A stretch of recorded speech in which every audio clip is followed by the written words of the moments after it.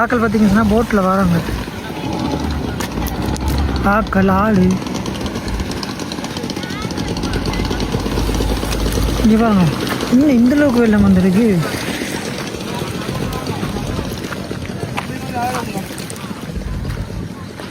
வெள்ளம் தான்.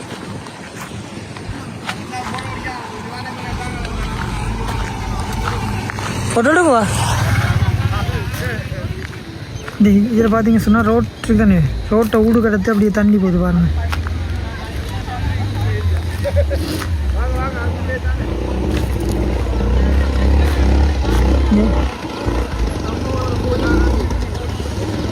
ஆடெல்லாம் இருக்குது பாருங்கள், உள்ள ஆடு.